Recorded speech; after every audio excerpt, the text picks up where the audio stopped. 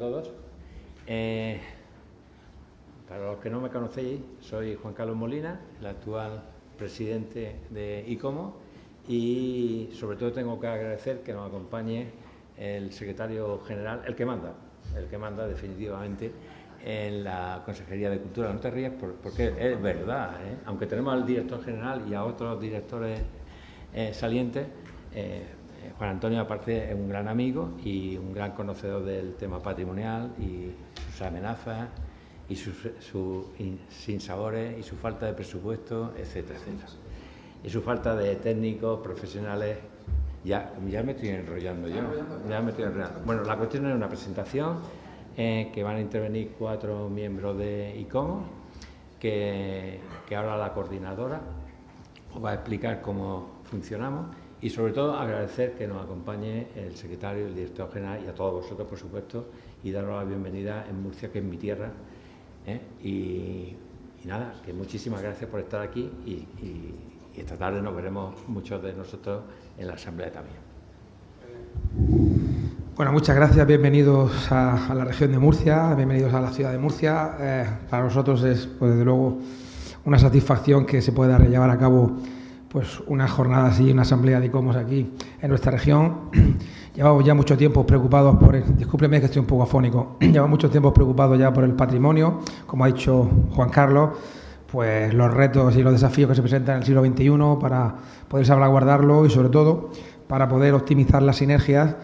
Me van a permitir a ustedes que les diga que, por ejemplo, en la Comunidad Autónoma de la Región de Murcia la consejería es de Turismo, Cultura y Deportes, porque nosotros creemos que los turistas, que es uno de los campos en los que podemos crecer mucho en esta región, en el turismo, van directamente ligados o a acontecimientos o a patrimonio cultural. La gente no se desplaza por otro motivo que no sea para disfrutar y poder ver el patrimonio que atesora una región o una ciudad, o por alguna actividad cultural o deportiva, pero en nuestro caso estamos apostando por ello, por eso está en la misma consejería, para poder, la hermana pobre que siempre es la cultura, poder tener un poquito de más recursos a través del turismo. Simplemente agradecerles a Juan Carlos, que aparte de haber trabajado con él y haber aprendido mucho de él, pues es un gran amigo. Agradecer que haya tenido la deferencia, y a todos ustedes, de que se haya llevado aquí a la región de Murcia esta jornada y esta asamblea de ICOMOS. Aprender mucho, la Jara. Aprender mucho de lo que podamos aquí hoy debatir o lo que los ponentes nos puedan aportar. Y es que están ustedes invitados siempre a volver a esta región, que es su casa, y que estamos encantados para este país, que la región de Murcia pueda también aportar algo a seguir construyendo y salvaguardando nuestro patrimonio, que es parte fundamental de nosotros, como bien sabéis. Yo no me voy a extender más porque siempre he dado la bienvenida. Además, el tiempo nos acompaña, porque aquí en Murcia suele hacer mucho calor, pero ya hace un día extraordinario para que podamos darnos también un paseo y disfrutar de lo que atesora la ciudad. Y Juan Carlos, pues enseguida tendréis que volver, ¿no? Esto ha sido la primera pica. Hombre, si ¿Tenéis competencia con otros sitios? Sí, me lo imagino. Pero ya sabes tú que eso la amistad es lo primero. Bueno, muchas gracias y bienvenido.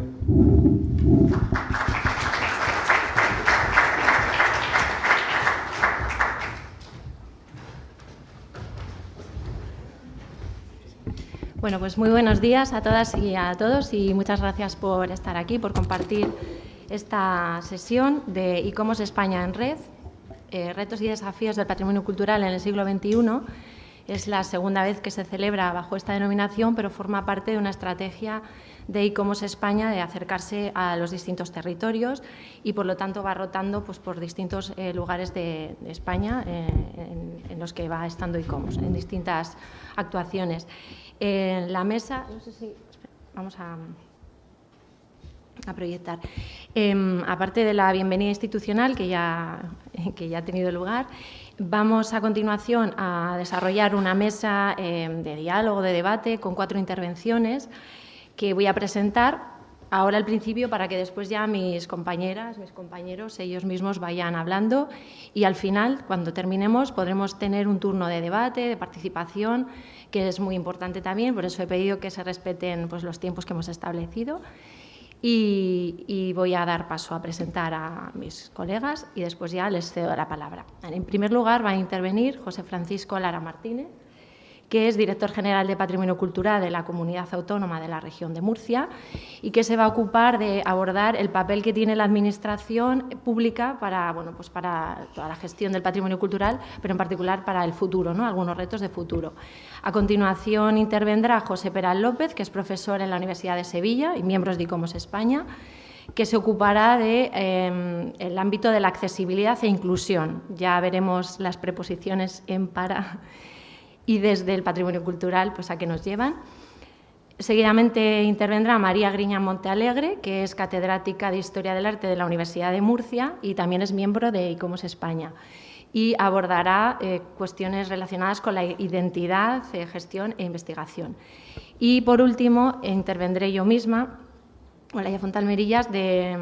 soy catedrática en la Universidad de Valladolid y también vocal, en este caso de la Junta Directiva de ICOMOS España, y abordaré la cuestión de la participación, pero desde la perspectiva de la educación patrimonial. Entonces, con todas estas intervenciones ya tendremos un núcleo de debate y de reflexión y será el turno pues, para que todos los que estáis aquí podréis intervenir. Entonces, sin más, ya vamos a ir interviniendo por el turno que he ido describiendo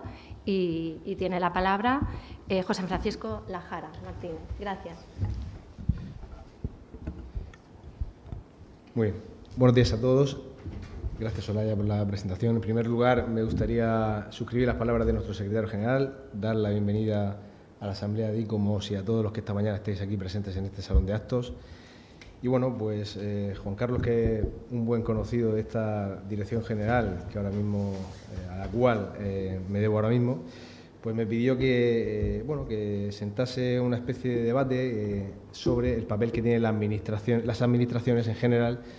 en este futuro y presente también, he considerado yo, del patrimonio cultural en nuestra tierra, ¿no? Voy a intentar dar una serie de pinceladas de lo que a nuestro parecer es el papel que tienen las administraciones, las tres, porque considero que es un papel de coordinación en el que tenemos que estar trabajando todas y cada una de ellas de la mano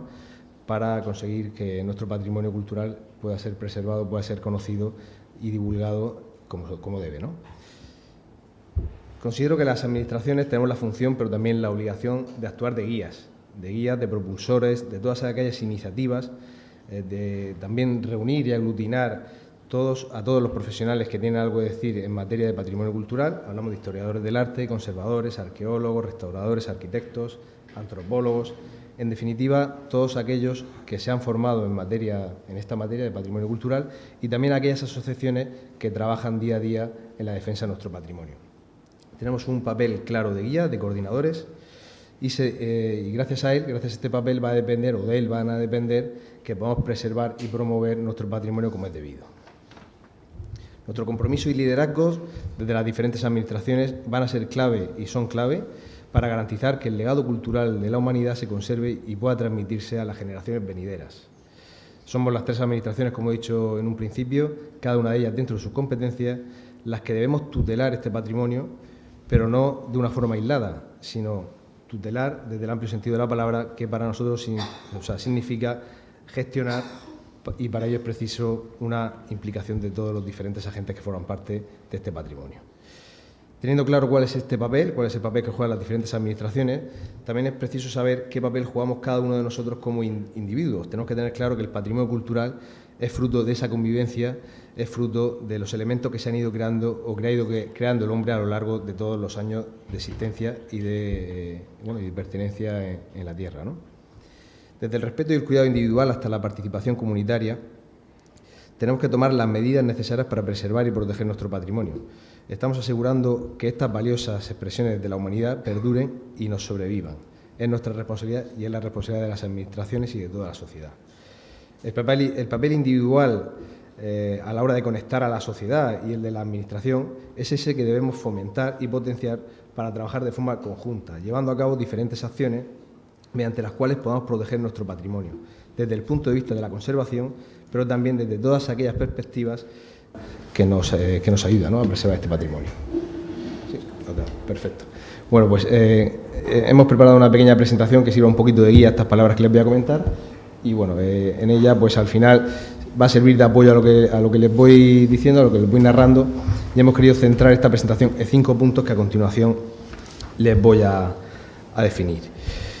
Quiero señalar también, en este sentido de preservar nuestro patrimonio, luchar por esa tutela y también por la difusión, el papel que juegan los museos. Precisamente esta mañana nos encontramos en el Museo Arqueológico, un museo que tiene su origen en el antiguo Museo Provincial, creado por la Orden del Ministerio de Fomento en 1864, y gracias a las aportaciones también de aquella Comisión Provincial de Monumentos. Este museo, por ejemplo, es uno de los mejores ejemplos que tenemos a la hora de preservar, estudiar y difundir nuestro rico patrimonio cultural, el patrimonio cultural de la región de Murcia en este caso. La función de un museo también puede dividirse en dos, como he dicho, esa de conservar y la de difundir, con todas las infinitas ramificaciones que se abren tras estas dos palabras. Volviendo a la pregunta del principio sobre cuáles son las funciones que tenemos las administraciones públicas en el patrimonio cultural, me gustaría concretar que las administraciones no podemos tratar únicamente de planificar el futuro, sino que debemos gestionarlo de forma eficaz.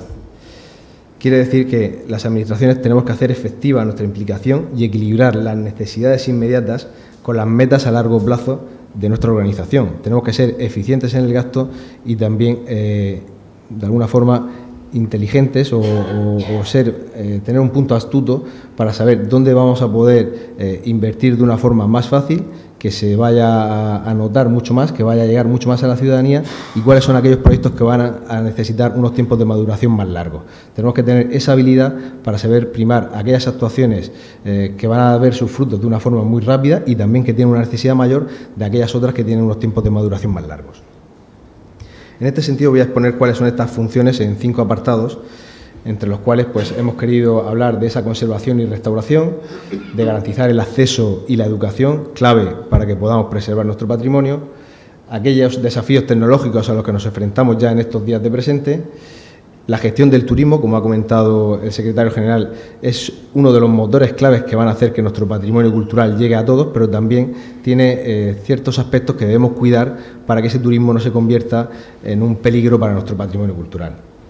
Y luego también la gestión de esas amenazas naturales y también humanas, que ahora hablaremos de ellas, en las cuales la región de Murcia también está teniendo un papel fundamental. ¿Funciona? Vale. Bueno, dentro de la conservación y restauración, como he dicho, los museos son uno de los que mejor pueden ayudarnos a difundir ese legado y a conservarlo también. Tenemos que tener claro que muchas obras nos llegan a nuestros días con muchísimas patologías, al igual que puede llegar un enfermo, y necesitan ese periodo de curación, de sanación, el cual se sucede tanto en los centros de restauración como también en los museos. Tenemos que tener claro que los criterios de rehabilitación que se lleven a cabo en nuestros museos y en nuestros centros de restauración tienen que atender a varias claves.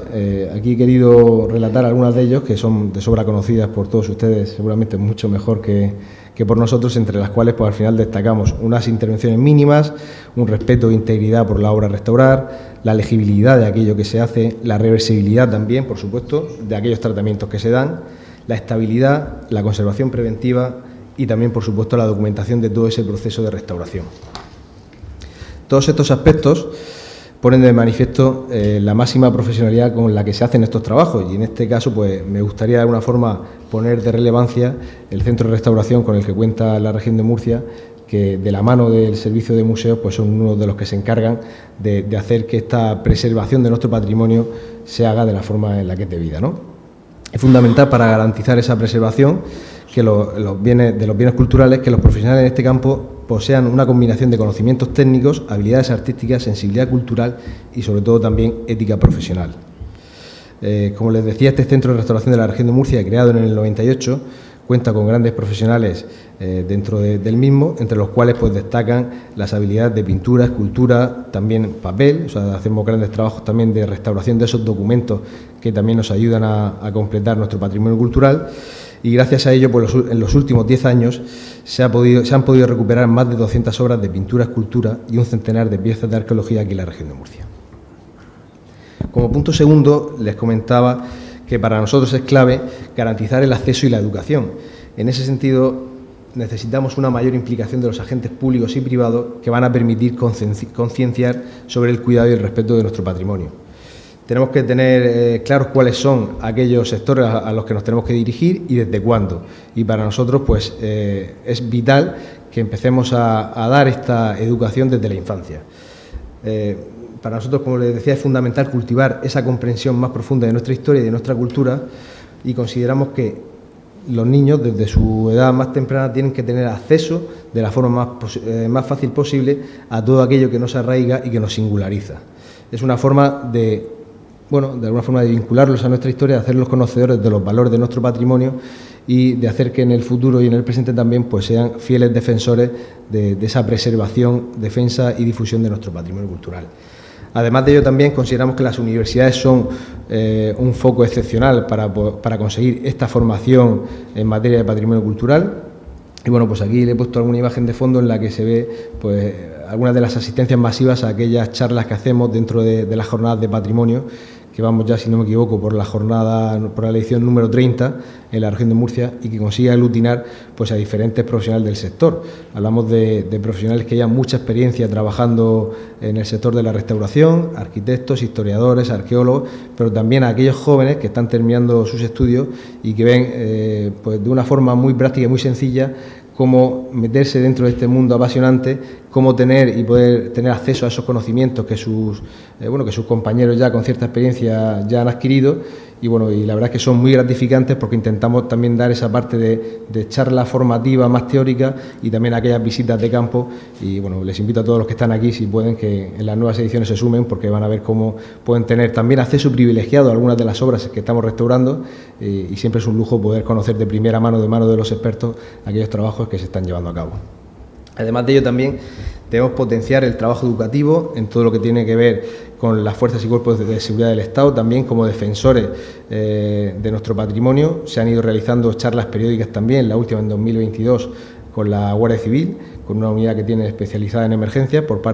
charlas impartidas por parte de profesionales y también de los miembros de la Dirección General de Patrimonio, charlas que volveremos a repetir, porque tenemos claro que si nuestras fuerzas y cuerpos de seguridad del Estado no saben cómo enfrentarse a ciertas situaciones, pues no van a poder hacer efectiva esa tutela y defensa del patrimonio. En cuanto a los desafíos tecnológicos,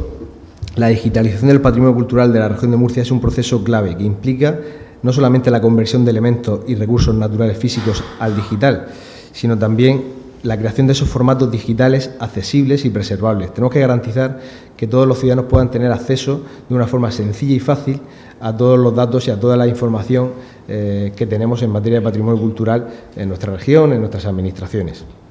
La finalidad de esto es abrir el acceso a la cultura y a la historia, abrirlo a todo el mundo, además de ofrecer nuevas formas de experimentarlo y apreciarlo. Tenemos que tener claro que existen infinidad de nuevas tecnologías que nos están ayudando también a realizar nuestros trabajos, como esas fotogrametrías, esos levantamientos en 3D que ya se hacen con dron y que son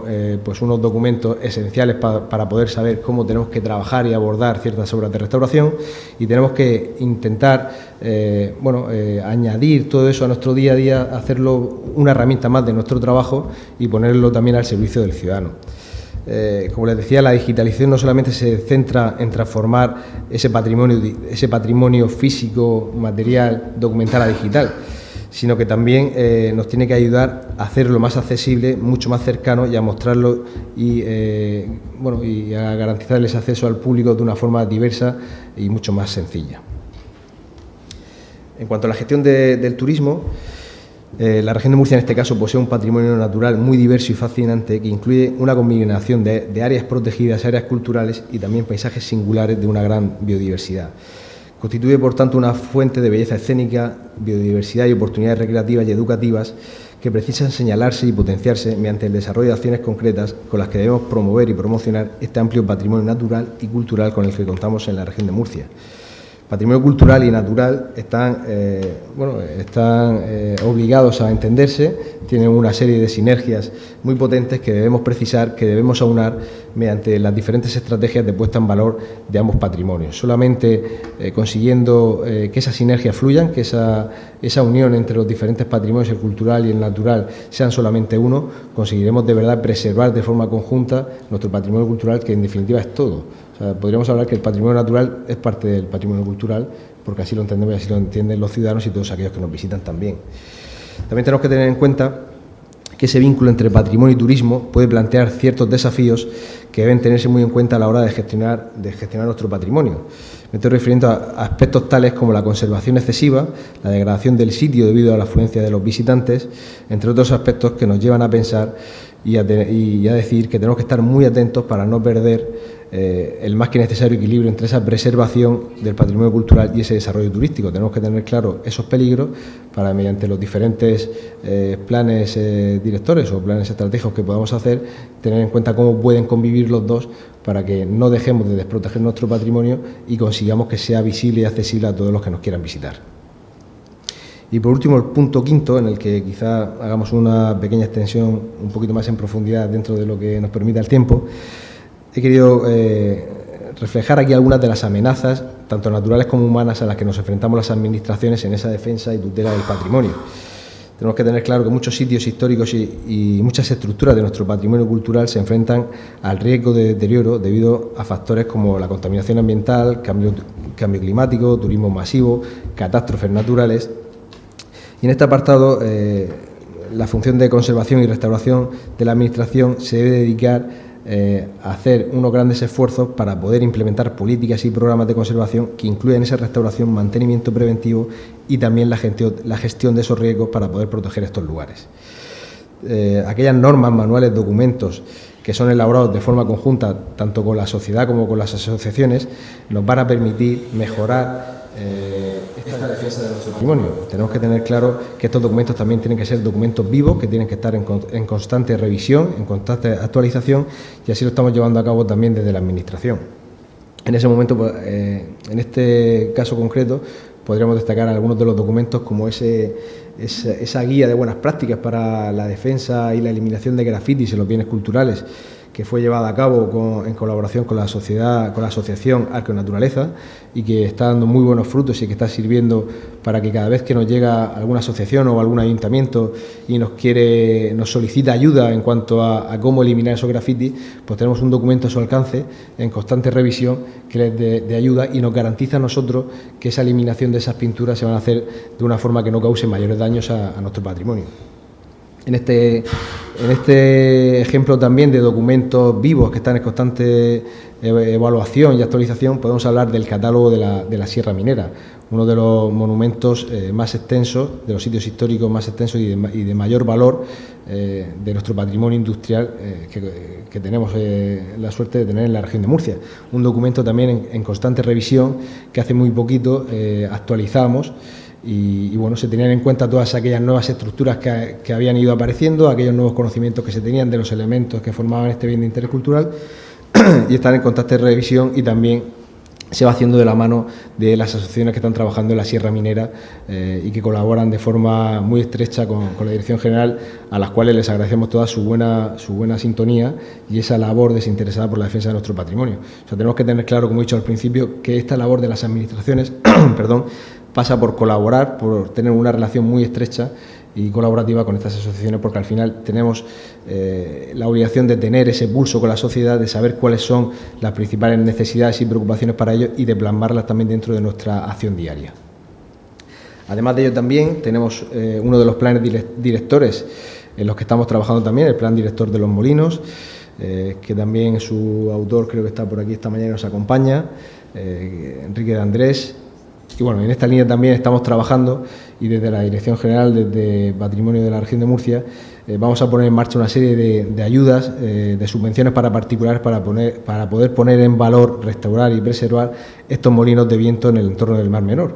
Tenemos que tener claro que estos documentos no son solamente documentos escritos, planes especiales o proyectos que se quedan ahí. O sea, tenemos que tener esa habilidad y esa preocupación por ponerlos en valor mediante otra serie de acciones que la Administración puede poner a disposición de los ciudadanos, como son esas ayudas que puedan conseguir que hagamos nuestra tutela efectiva del patrimonio, pero que también que demos ese pequeño incentivo o ayuda que permita a los particulares que tienen un bien de interés cultural dentro de sus propiedades, que permitan llevar a cabo también pues esa restauración y esa puesta en valor, que va a ser beneficiosa para toda la región y para ellos pues también. Y bueno, además de ello, también desde las administraciones colaboramos en todos y cada uno de los planes nacionales que están ahora mismo en marcha, que coordina el Ministerio. hablamos de los planes nacionales de catedrales, abadías, monasterios, arquitectura, bueno, un sinfín de planes nacionales que hay afortunadamente para cada uno de los diferentes tipos de patrimonio cultural en el que contamos, y que también habla de aquellos planes de emergencias en materia de bienes culturales, dentro de los cuales pues la región de Murcia ya cuenta con su primer plan de emergencias, en este caso el del Archivo Regional de la región de Murcia, que también pues bueno, pues dentro de este documento que se ha entregado hace muy poquitas semanas y el cual se está terminando de poner en funcionamiento, porque se trata también de documentos vivos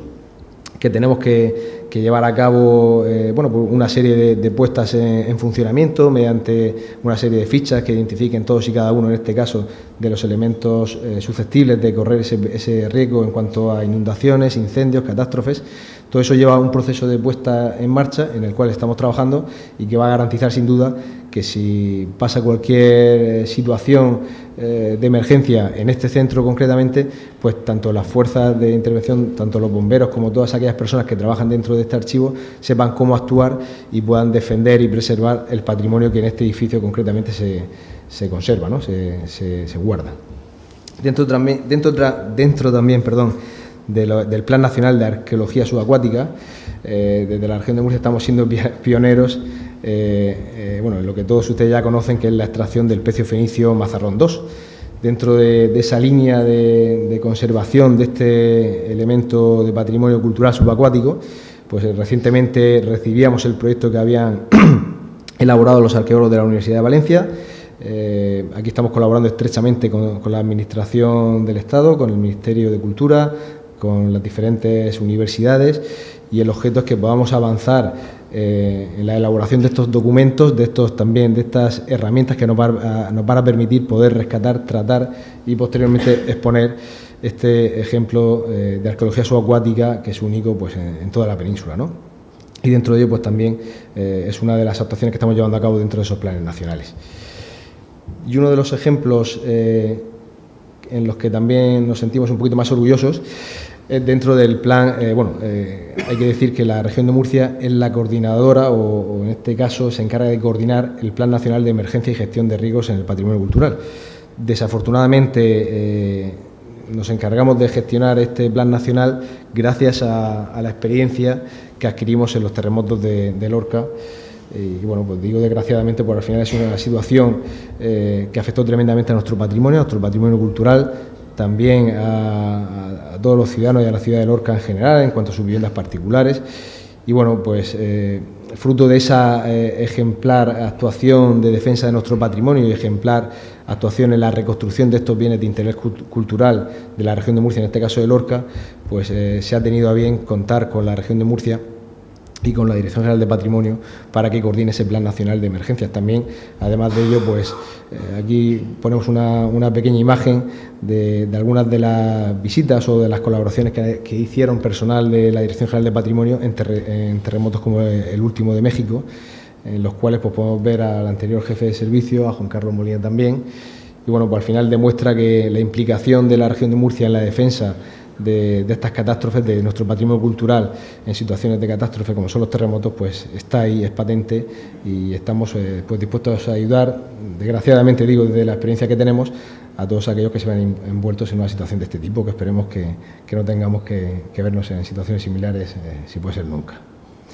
Como conclusiones, pues me gustaría comentar aquí que el papel de la Administración va a seguir siendo clave para potenciar la defensa de nuestro patrimonio cultural, que la educación y la formación es fundamental para garantizar la perdurabilidad y la calidad de nuestro patrimonio cultural, y sobre todo que la tutela y la protección del patrimonio deberá ir acompañada de incentivos y ayudas que garanticen la puesta al valor de nuestro patrimonio. Creo que esas son algunas de las claves, además de lo que ahora podamos comentar en la mesa redonda que se genera al final, algunas de las claves que tenemos que tener en cuenta todas las administraciones para poder hacer efectiva esa defensa y esa tutela de nuestro patrimonio cultural.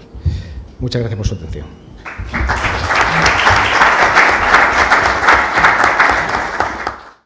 Muy bien, muchas gracias. A continuación tiene la palabra José Peral, perdón. Sí, no te importa, ¿no? Por ir dándole yo ahí. Sí, tenemos sitio. Vale. Tienes que ir dando con esto. Perfecto.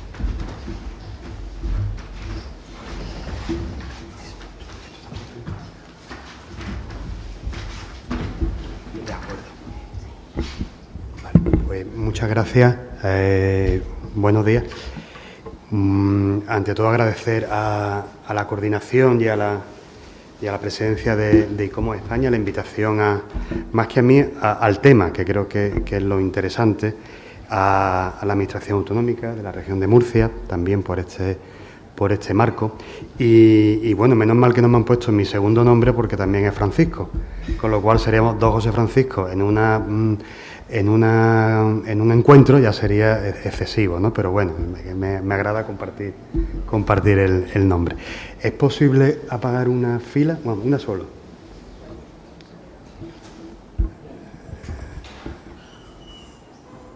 Vale, sí, bien, ¿no? Sí, yo creo que sí, vale. Bueno, pues el título propuesto, Accesibilidad e Inclusión en, para y desde el patrimonio cultural,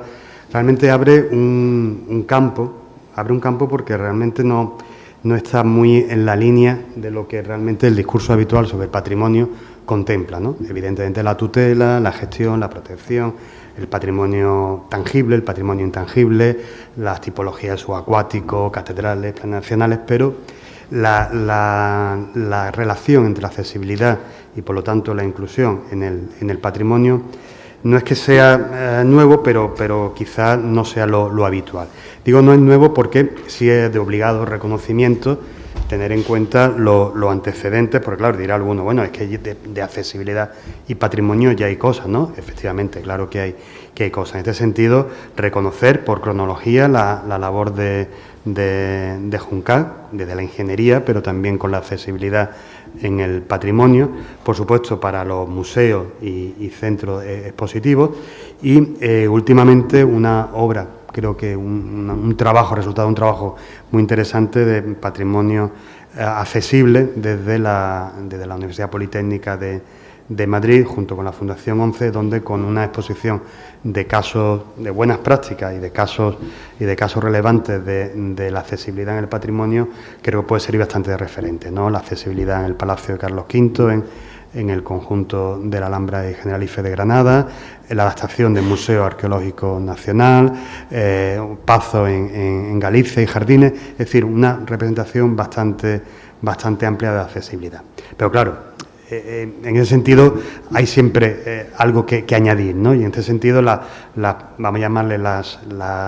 no carencias, porque realmente son la suma o los elementos a integrar dentro de esa visión de la accesibilidad, pues encontramos como que la accesibilidad cognitiva y sensorial no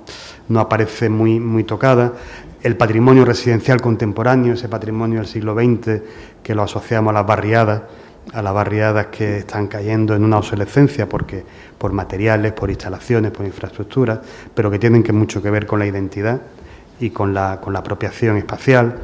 Y luego, sobre todo, la participación ciudadana, y aquí enlazo con lo que Olaya nos contará después, sobre cómo valorar el patrimonio desde la propia formación patrimonial, ¿no? Y luego, bueno, pues la gran ausente, que es la accesibilidad en el territorio, ¿no? Un conjunto arqueológico, una zona patrimonial, un parque cultural, siempre va a ser más difícil asegurar la accesibilidad porque las infraestructuras a gran escala son más difíciles de contemplar, ¿no? Pero bueno, vamos a ver cómo podemos abordar este campo, ¿no? Lo primero creo yo que es citar o denominar o definir qué es accesibilidad universal, porque claro, ya el incorporar el universal le hace como un poquito más desconocida, ¿no? La definición es muy larga, pero viene un poco como asegurar que como una condición que debe cumplir todo nuestro entorno, ¿no? Y en este caso traía dos ejemplos de lo que aparentemente puede ser accesibilidad universal, que sería, se marca el puntero, sería la imagen de la izquierda, pero que no lo es. Y en la segunda imagen de aquello que aparentemente no tiene que ver con la accesibilidad universal, pero sí lo es. El primer caso es una intervención en Vancouver, en Canadá, el típico ejemplo que podemos nombrar de un proyecto de los años 70, donde en el espacio Robson, en el downtown de la ciudad, pues esta configuración de escaleras con rampas, aparentemente facilita el tránsito. Sin embargo, no es universal, ¿por qué? Porque para las personas con discapacidad visual o discapacidad cognitiva complica mucho el tránsito por el espacio. Es una obra de intención accesible, pero no de carácter universal. Sin embargo, algo tan sencillo como las puertas de cierre y apertura automático resulta que es accesible, que es utilizable, es usable para todo el mundo. Y está pensado para personas con discapacidad. Es decir, actuaciones aparentemente ajenas a la accesibilidad, pero derivadas de su intervención, facilitan mucho la vida a todos. Eso es lo que podríamos identificar como usabilidad dentro de la actuación en un espacio. Bueno, he enfocado la breve presentación en dos ámbitos. Uno sería el patrimonio y la accesibilidad universal como derechos humanos, ambos, y por otra parte la implicación, a modo de ejemplo, de ICOMOS España en actuaciones y proyectos relacionados con la accesibilidad. En el primer apartado destaco lo que serían los conceptos en evolución, el encuentro de disciplinas y un enfoque holístico necesario para ir avanzando en lo que las disciplinas y la convergencia de las disciplinas nos exigen en estos momentos, y luego una perspectiva social como parte de la continuación con la ponencia siguiente, ¿no? En la implicación de ICOMOS se dan dos proyectos: la formulación mediante un grupo de trabajo de la norma ISO de Accessibility of Immobile Cultural Heritage, con sus criterios y metodología, y luego la participación en un proyecto de investigación I+D, accesibilidad universal en barriada obsoleta del siglo XX.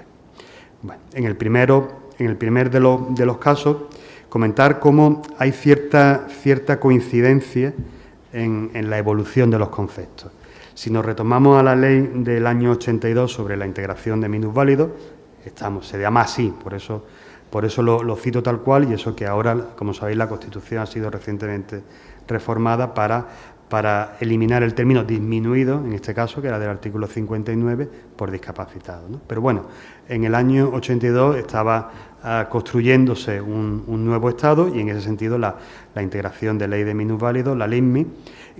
son continuación. En este caso traigo aquí una de las conferencias que se organizaba para la integración biosanitaria del minusválido, MINUSVAL 74, a partir del cual se establecen las primeras eliminación de barreras arquitectónicas en los edificios de la Seguridad Social. Es un decreto del año 76 donde se establece que debe suprimirse la barrera arquitectónica mediante la colocación de rampas, pero solamente en los edificios de la Seguridad Social. Se empezó por algo, ¿no? Pero casualmente, y en esa relación de comparativa, en el año 85 se establece la Ley de Patrimonio Histórico Español, como sabéis, que es el primer marco legal donde se introducen todos los conceptos derivados de la incorporación científica, proceden sobre todo de Italia, ¿no?, de los bienes culturales, de la consideración de los entornos como áreas de protección, pero no hay ninguna referencia a la integración de todas las personas, y en especial referencia a los minusválidos. En la ley de integración de minusválidos se determina que debe adaptarse los espacios públicos para las personas con minusvalía, en este caso, salvo los edificios, entornos de carácter histórico y monumental, que se hace una excepción, derivando, y desde ahí todavía seguimos derivando, a que la Administración competente en materia de cultura dictamine aquellas normas que deben establecerse para el acceso a los bienes culturales. Estamos en el 2024 y en general en toda España no se ha hecho ese mandato obligatorio de adecuar la ley desde la Administración de la Cultura, no solamente aquí, en toda España, a la ley de discapacidad. Entonces, esta pareja de coincidencias nos lleva a avanzar en el tiempo, y nos encontramos el año 2005 y el año 2006. Curiosamente, en el año 2005 con la Convención sobre el Valor del Patrimonio Cultural para la Sociedad, y en el 2006 con la Convención Internacional de los Derechos de las Personas con Discapacidad, que es la Convención de Nueva York de 2005 y 2006. Curiosamente, desde ámbitos aparentemente dispares, se introduce el ámbito social, la dimensión social tanto del patrimonio como de las personas con discapacidad. En el segundo de los casos, para las personas con discapacidad, se aboga por un modelo social de integración frente a un modelo biosanitario de compensaciones, de tratamiento y demás. Con lo cual cambia, curiosamente, en los dos ámbitos que estamos intentando converger, cambia a esa visión social o integración de la dimensión social. Evidentemente será reflejo bueno, pues de criterios de mayor ámbito a nivel internacional y social, pero me parecía que era interesante hacer esta comparación en estos dos intervalos, en la década de los años 80 y en la inicial del siglo XXI, entre el año 2005 y 2006. Luego, interesante y sobre todo a tener más desarrollo, y creo que puede ser una línea muy interesante a tener en cuenta, es esa visión tanto del patrimonio como de la accesibilidad como un derecho humano. En ese sentido, la Asamblea General de Naciones Unidas, a través del informe de su relatora, hace hincapié en cómo el acceso al patrimonio, el acceso a la dimensión cultural, se considera un derecho humano. En ese sentido, continúa con una declaración, la Declaración de Estocolmo del año 98, y el trabajo que se genera a través del grupo de ICOMO de trabajo sobre nuestro derecho común a la dignidad, ¿no? Sobre el derecho a reconocer, a disfrutar y a compartir el patrimonio como un derecho humano. Esa dimensión, que creo que no está muy desarrollada, creo que puede ser también otra línea más de convergencia que unifique la accesibilidad universal y el patrimonio. Bueno, no quiero extenderme más, y cualquier cuestión que tengáis posteriori pues lo podemos comentar en el debate final. En un segundo paquete, en un segundo grupo, quería comentar también para que bueno, podamos transmitir cómo desde ICOMO España se está pretendiendo formar parte de esa primera línea de actuación en la relación entre accesibilidad universal y patrimonio. En este sentido, dar gracias también a ICOMO España, porque a través de la Comisión de Participación Ciudadana y Educación, pues se puede relanzar y se puede hacer extensivo a todos los miembros de ICOMO y de la comunidad científica, pues estos planteamientos que no dejan de ser un germen, ¿no? Porque realmente no hay mucho desarrollo en esa universalidad de la accesibilidad, como os comentaba, sobre todo en la cognitiva y en la sensorial. Por eso creo que es importante la participación, en este caso como representante yo mismo de ICOMO España, no tanto en sí la redacción, pero sobre todo en la adaptación de la primera norma internacional que se hace en el mundo sobre accesibilidad al patrimonio cultural inmueble, y que parte de UNE. UNE es AENOR, que es la Agencia Española de Normalización, y que, a través de su criterio general y metodología, propone a ISO, que sería el organismo internacional, ¿no? ISO, del griego igualar, hacer esa estandarización, que es una palabra ya recogida por la Real Academia Española, de igualar las actuaciones en accesibilidad al patrimonio cultural. Evidentemente, el enfoque sigue siendo más la accesibilidad física, la accesibilidad motórica, con sus limitaciones, ¿no? Porque si hablamos de una fortificación o de un castillo, uno de sus elementos característicos y que le da sentido es la inaccesibilidad, es decir, que no sea accesible para otros que no sean los que lo habitan. Pero siempre creemos que es interesante el poner estos criterios. Y esta norma ISO se va a publicar en 2024, en septiembre, y supone un esfuerzo grande, sobre todo a nivel lingüístico, o sea, lingüístico porque será en inglés, pero a nivel de normalizar la terminología, que es bastante. Si ya en España creo que tenemos 17 leyes de patrimonio histórico, si no me equivoco, pues imaginaros a nivel internacional lo que supone para un neozelandés el término entorno de protección, otra tipología, bueno, imaginaros el jaleo que se monta, pero siempre con intención de normalizar. Y os tendremos al tanto cuando se publique en 2024, en septiembre, como decía, y la intención es hacer un encuentro con el CEAPAT, que es el organismo del Inserso, que ahora mismo, a través de Nieves Peinado como coordinadora, es la que lleva la iniciativa y la que realmente está poniendo negro sobre blanco, aunque sea en inglés, sobre esta temática, ¿no? Por no extenderme mucho, a hacer referencia a un proyecto al cual le tengo especial cariño, porque he sido el responsable, y creo que es de las ocasiones más gratas que he tenido de poder llevar a la práctica una idea desde la teoría, desde el planteamiento, sobre la accesibilidad en sus campos más complejos, que sería desde la accesibilidad cognitiva y en barriadas residenciales que tienen valor patrimonial, ¿no? Realmente esa obsolescencia que tiene que ver mucho con la regeneración tanto de las edificaciones a nivel de instalaciones, materialidad, accesibilidad interna de comunicación vertical, ascensores, ¿no? Pero también adecuación climática y energética. La incorporación de la accesibilidad cognitiva y sensorial creemos que también debe integrarse en esa visión transdisciplinar donde ingenieros, donde psicólogos, donde sociólogos, antropólogos forman parte de ella, ¿no? Destacar de este proyecto el encuentro de disciplina y enfoque holístico que comentaba anteriormente y la importancia del equipo, ¿no? La importancia del equipo creemos que es fundamental para esa visión transversal. Desde la Universidad de Sevilla participaron de la Escuela de Arquitectura, de varios departamentos, de la Facultad de Psicología, de la Universidad de Sevilla y de la Facultad de Medicina. De la Universidad de Málaga, de la Escuela de Arquitectura, el Departamento de Urbanística, y lo más interesante es la participación de las administraciones y de los movimientos asociativos. Desde la Junta de Andalucía, el Instituto Andaluz del Patrimonio Histórico y el Departamento de Accesibilidad, y como España, con Alfonso Muñoz Cosme, ECOCENFE, Federación Provincial de Asociaciones con Discapacidad, Personas con Discapacidad Física y Orgánica y Plena Inclusión Andalucía, y también el Colegio Oficial de Arquitectos de Sevilla. Faltaría Nieves Peinado, que es la coordinadora de la norma UNE, que en este caso participa, bueno, también miembro del CEAPAT, que pertenece al INSERSO, como decía, del Ministerio, ¿no?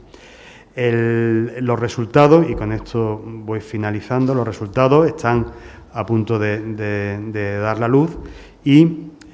van a contemplar, por una parte, una guía de buenas prácticas que va a ser editada por el Instituto Andaluz del Patrimonio Histórico hacia una arquitectura inclusiva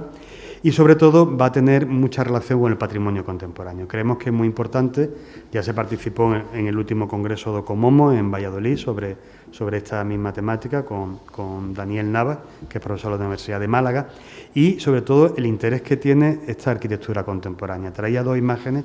porque estamos en patrimonio y creo que es obligatorio incidir. Por una parte, este cartel anunciador de las conferencias que se impartieron tanto en Munich, en Alemania, como en Tokio, en Japón, sobre la difusión de la arquitectura contemporánea en la barriada. En este caso, en el año 1962 tuvo gran interés de qué se hacía en arquitectura contemporánea, en ese momento en España, y sobre todo en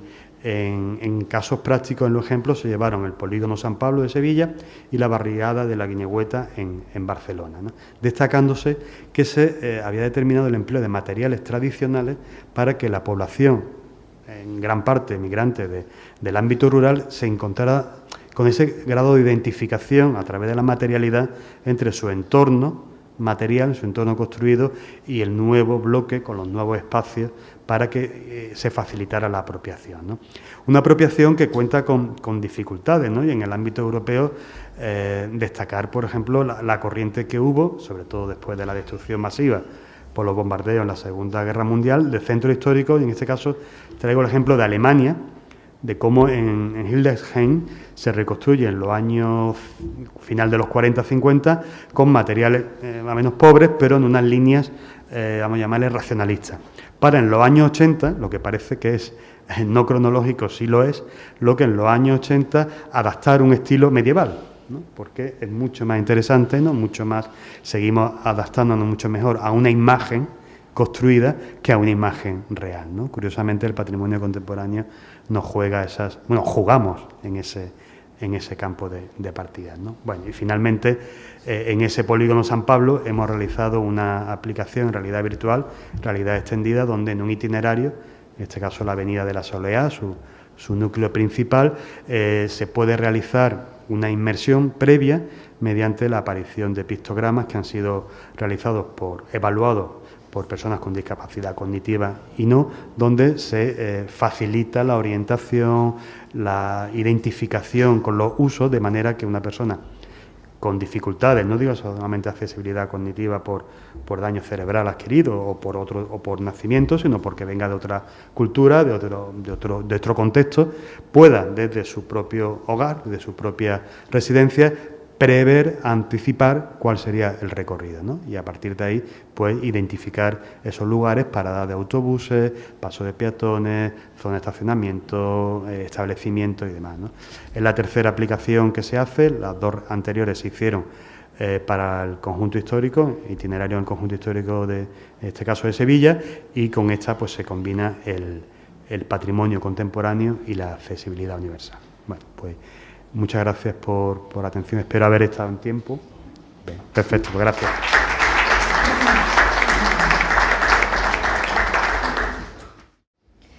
Pues buenos días y agradezco enormemente a ICOMOS España, sobre todo a su Junta, a Olaya, por supuesto a Juan Carlos, pues la posibilidad de poder dirigirme esta mañana a todos ustedes en esta reunión anual y a participar pues, en un foro de reflexión vinculado a lo que me dedico desde hace ya algunos años en la Universidad de Murcia, que es el patrimonio cultural. Por ello me gustaría brevemente plantear o remarcar desde esa formación y desde esa experiencia en docencia e investigación en historia del arte y en patrimonio cultural algunas cuestiones que considero que muchas veces pues las damos por asumidas, pero que no pierden actualidad y sobre todo que están, yo creo, en fase de resolución, ¿no? Como historiadora del arte tengo que comenzar un poco retrotrayéndome a que si el siglo XIX se asistió al protagonismo de lo estético, resultado de la unión de la industrialización y del movimiento del romanticismo, dando lugar al valor artístico del monumento y al incremento del interés en su protección, a la vez que el espacio urbano fue transformado formal y conceptualmente, se produce entonces un cambio en la creación, consolidación del patrimonio, entonces histórico, artístico, monumental y cultural, como lo llamemos, y el patrimonio urbano. Según Choe, fue en esta conversión de la ciudad antigua en objetivo histórico y ese tránsito de la ciudad histórica a industrial cuando comienza el patrimonio cultural como el resultado de la memoria y la búsqueda de su historia precisamente ante la pérdida de su materia histórica. Si trasladamos a esta idea a la actualidad, en la que la revolución industrial está sustituyendo tan vertiginosamente no solo a lo industrial, sino que las posibilidades mismas tecnológicas digitales nos están dirigiendo de forma habitual hacia experiencias inmersivas como las que hace unas semanas se inauguraban en Londres o en Japón, en cualquiera casi de las capitales actuales, donde el original de la obra artística está siendo sustituido por copias exactas en el metaverso, con el fin de proporcionarnos experiencias sensitivas, personales, más allá de la originalidad de la obra de arte. Como estudiosos, como generadores de protección en torno al patrimonio, ya sea mueble o inmaterial, debemos dirigir nuestros esfuerzos a la protección mediante la gestión planificada de los bienes, reconociendo que la creación de contenidos digitales referentes al patrimonio cultural nunca debe de ir en detrimento de la conservación patrimonial existente, pero sobre todo que deje de formar parte de la cotidianidad de la sociedad. Voy a centrarme así en analizar muy brevemente algunos de los valores patrimoniales que hemos sido o ya están perfectamente expuestos en diversas acciones, documentos, cartas, convenciones, y para ello voy a empezar refiriéndome al valor del patrimonio como identidad y aprendizaje. Si releemos el Convenio Europeo del Consejo de Europa de Faro de 2005 sobre el valor del patrimonio cultural para la sociedad, que paradójicamente ha sido ratificado por España hace apenas un poco más de un año, establece en su preámbulo el gran potencial del patrimonio cultural utilizado prudentemente, estoy leyendo al létera, como recurso para el desarrollo sostenible y la calidad de vida de una sociedad en continua evolución, reconociendo en él que toda persona tiene derecho a establecer vínculos con el patrimonio cultural de su propia elección. Así, convencidos de la necesidad de que toda la sociedad efectivamente participe en el proceso continuo que supone la definición, la gestión del patrimonio cultural, respetando los derechos y libertades de los demás, esto constituye un aspecto del propio derecho a participar en la vida cultural. Si seguimos leyendo en su artículo 2, se apunta que una comunidad patrimonial, a lo que tanto nos referimos, está compuesta por personas que valoran aspectos específicos de un patrimonio cultural que desean conservar y transmitir dentro de la actuación de los poderes públicos, además de fomentar la protección del patrimonio cultural como factor primordial de los objetivos independientes de desarrollo sostenible, de diversidad cultural y de creatividad contemporánea. Esta contribución del patrimonio cultural a la sociedad y al desarrollo urbano debe realizarse, desde luego, a través del diálogo. De una parte, como ya hemos visto, la actuación de los poderes públicos y de los órganos competentes que se comprometen a estimular la reflexión sobre la ética y los métodos de presentación del patrimonio cultural, así como el respeto a la diversidad de interpretaciones y, por otro lado, deberán también establecerse procedimientos de conciliación para resolver de forma equitativa las situaciones en que las comunidades diferentes entre sí pueden atribuir valores que puedan llegar a ser contradictorios a un mismo patrimonio cultural. Por ello, me parece fundamental impulsar el conocimiento del patrimonio cultural como un recurso que facilite la coexistencia, fomente la confianza y el entendimiento mutuos para la resolución y prevención de los conflictos. Sin olvidar, como investiga la profesora Fontal desde hace ya más de una década, cómo integrar esos planteamientos en la educación y en la formación permanentes. Por ello, el patrimonio, en teoría, y digo teóricamente porque considero que hasta ahora apenas hemos pasado de un planteamiento de muchas cuestiones, a pesar de todos estos avances puntuales del patrimonio cultural, que sea susceptible a procesos de desarrollo tanto económicos, políticos, sociales, de ordenación del territorio y de la lucha contra el cambio climático, recurriendo, en caso necesario, al patrimonio cultural, a estudios de impacto y a estrategias para mitigar los daños. Se hace por ello muy necesario promover un planteamiento integrado de las políticas relativas a la diversidad cultural, pero también estas integradas en las biológicas, geológicas y paisajísticas, a fin de lograr un equilibrio entre estos elementos. Llego así al segundo de los puntos, que es el uso sostenible del patrimonio cultural. Esto hace necesario definir y promover los principios de gestión sostenible y favorecer la conservación a la vez. Para ello, habría que comprobar que las reglamentaciones técnicas contemplan las necesidades específicas de conservación del patrimonio cultural en cada uno de los lugares. Ya lo hemos visto ahora mismo en una cuestión puntual y práctica. En la base de la sostenibilidad, el patrimonio puede contribuir en la economía circular usando materiales, técnicas, destrezas basadas en la tradición y, por ello, parece fundamental promover la enseñanza de oficios tradicionales y también mediante la promoción de profesionales y empresas que puedan explorar su potencial aplicación a lo contemporáneo, ya que hablamos de promover un trabajo de alta calidad mediante sistemas de cualificación y acreditación profesional de particulares, pero también empresas e instituciones. Para aprovechar el potencial del patrimonio cultural como factor de desarrollo económico sostenible,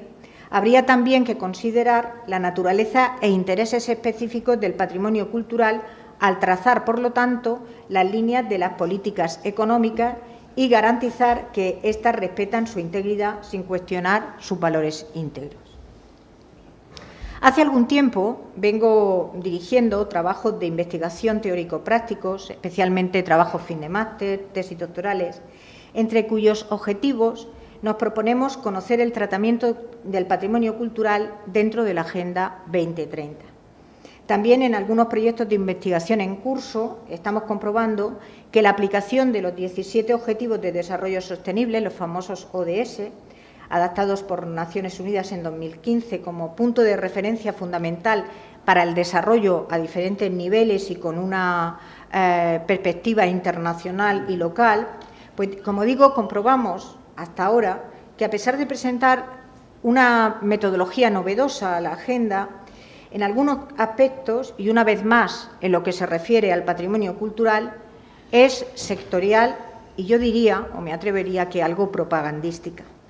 De hecho, siguiendo el documento de la cultura en los Objetivos de Desarrollo Sostenible, guía práctica para la acción local, redactada en 2018,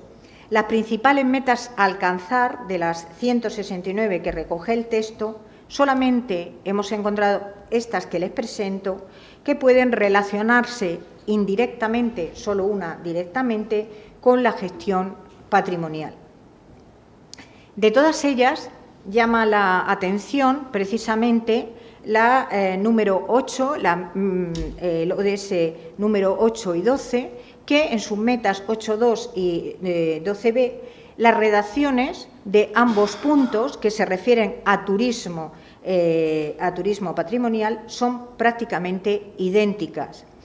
También destacar que solo en la meta 11.4 se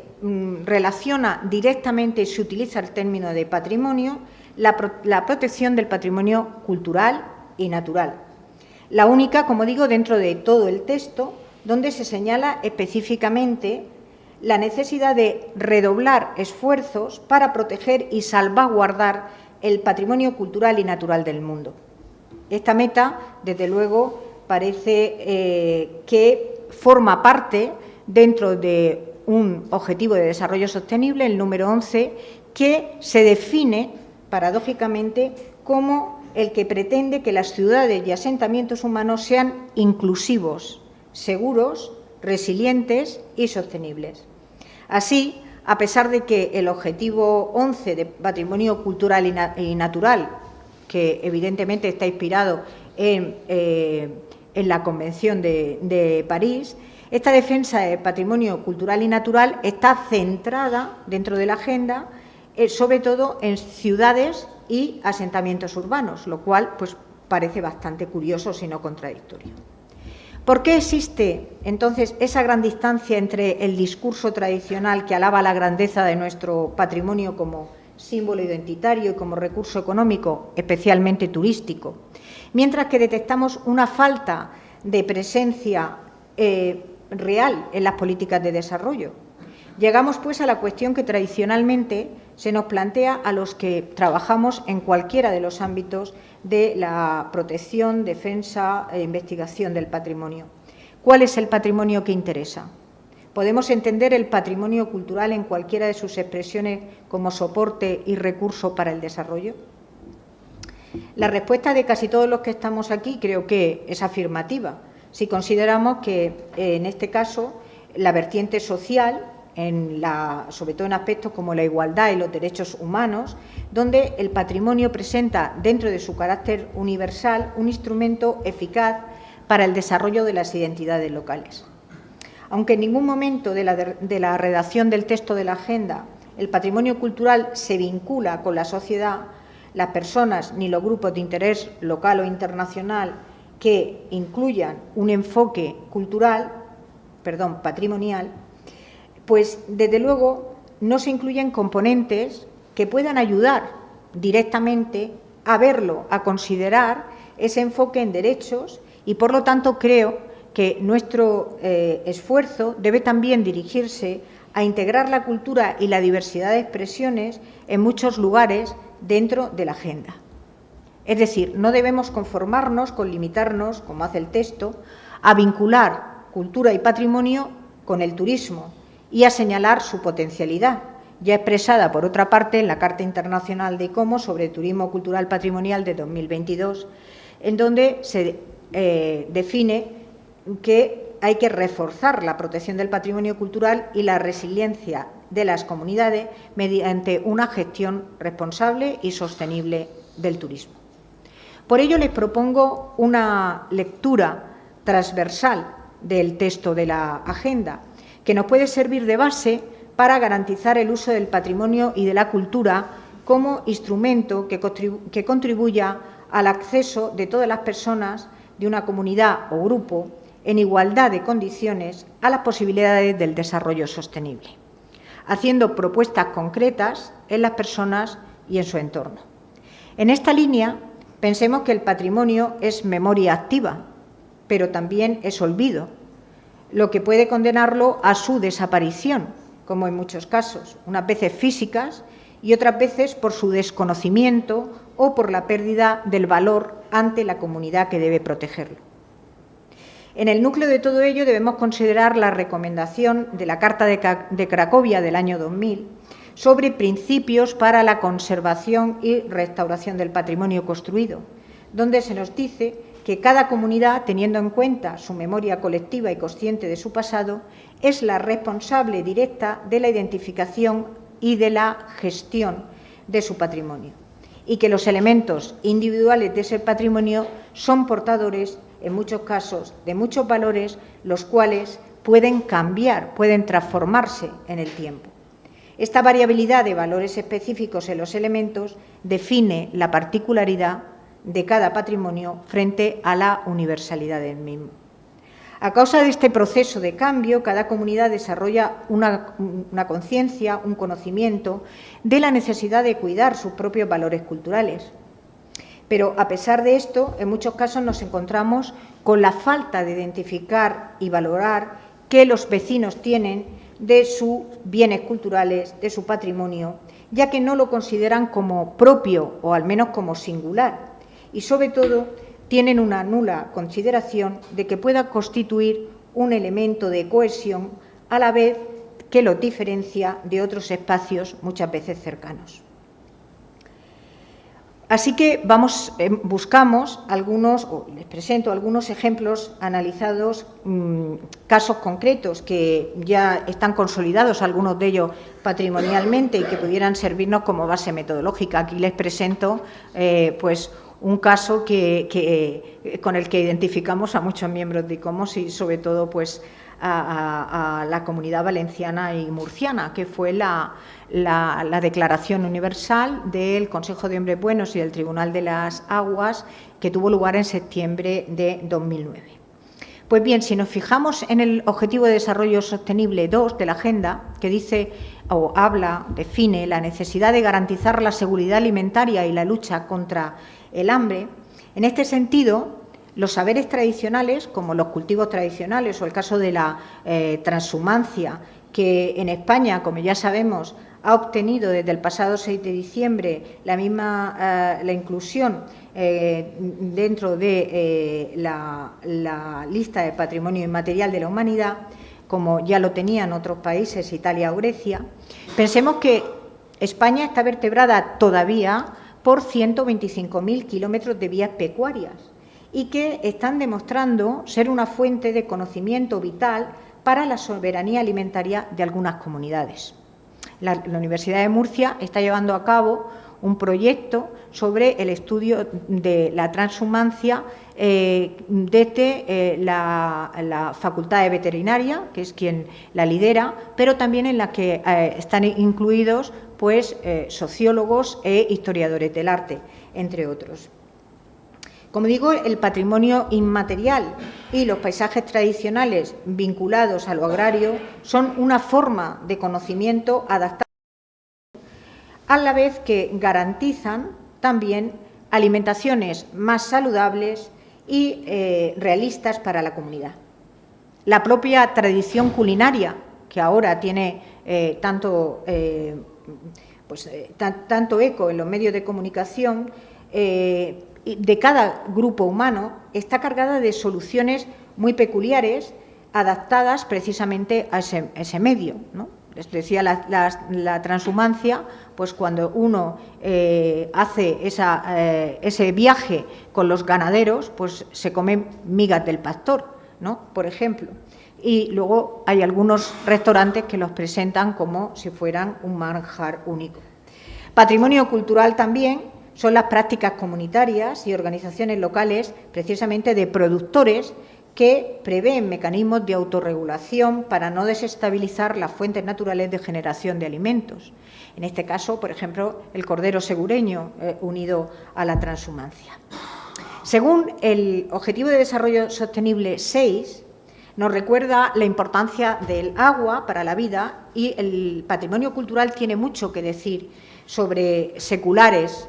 usos sostenibles del agua, con expresiones culturales como el caso del legado musulmán y andalusí, que está presente hoy en toda la costa levantina peninsular, con las huertas palmerales, y en cada región de nuestro país existen además pues saberes, ingenios hidráulicos que a lo largo de la historia se han mantenido vivos, se han mejorado para utilizarlos o seguir utilizándonos en un recurso muchas veces escaso y que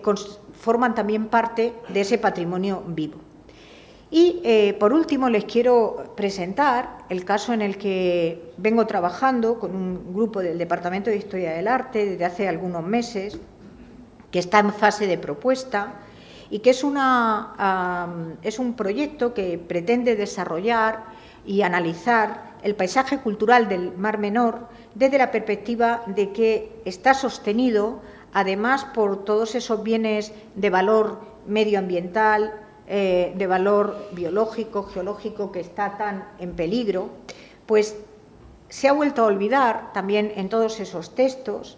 el papel que el patrimonio artístico y cultural puede tener en la medida de que forma el sustento de formas de vida tradicionales. Así, por ejemplo, tenemos documentos desde el siglo XVII donde nos hablan de la regulación de la pesca tradicional, especialmente mediante el uso de las encañizadas, que es un caso único en Europa y está relacionada con algunos sistemas de pesca de África, del norte de África, y que es un recurso sostenible y una muestra viva de que el hombre ha podido sobrevivir con el tiempo y que debe de protegerse de cualquier agresión en forma de presión urbanística, de agriculturas agresivas o de degradación de los espacios naturales, sobre todo de los humedales, de riberas o de ramblas. Además, requiere implementar un sistema de protección que, fundado en su condición cultural, lo que nos remite a la legislación del patrimonio cultural como marco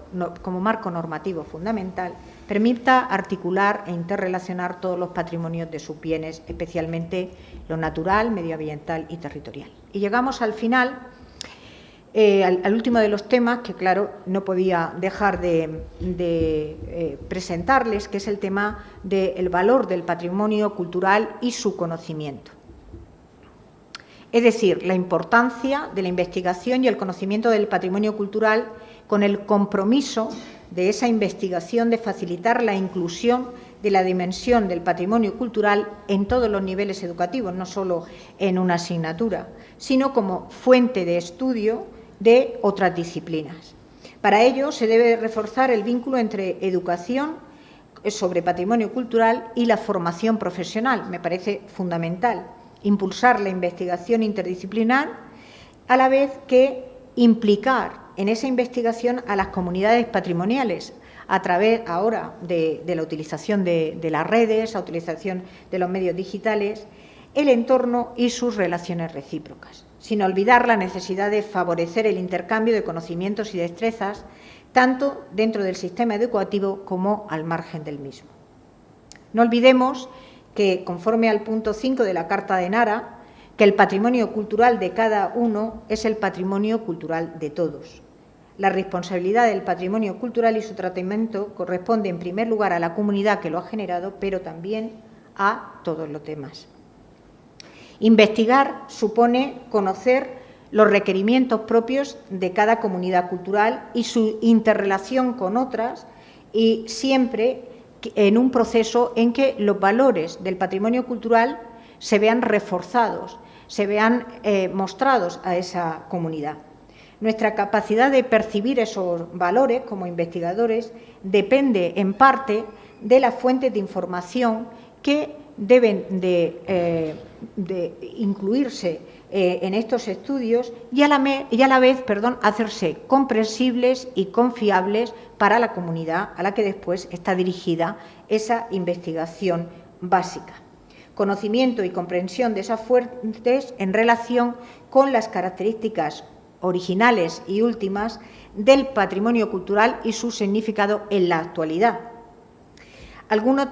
aspectos de estas fuentes pueden ser abordados desde el concepto de forma y contenido, materiales y sustancia, uso y función, situación y emplazamiento, espíritu y sentimiento, o otros que pueden ser internos o externos a la propia obra. La otra línea fundamental de la enseñanza y de la educación, como digo, es la investigación básica. Y aquí pues no me quiero extender, pero simplemente ya sabemos que el Plan Nacional de Investigación de Conservación del Patrimonio, al que se han aludido los planes nacionales, concretamente el PENIC, reconoce que la investigación es el eje vertebrador de cualquier intervención y puesta en valor, gestión del patrimonio cultural. Y propone una serie de ayudas a través de proyectos, como lo hace también el Programa Marco de la Unión Europea en sus diferentes... ¿Me he pasado del tiempo o esto no me dejo? Sí, bueno, pues simplemente para aquellos que quieran reconocer o ver, ¿no?, esa investigación a nivel general en Europa, a mí me parece fundamental el programa de Net Heritage, que engloba, es la primera iniciativa, como saben, de coordinar programas nacionales y programas europeos de I+D+I en el programa de aplicación del patrimonio cultural tangible. Muchísimas gracias.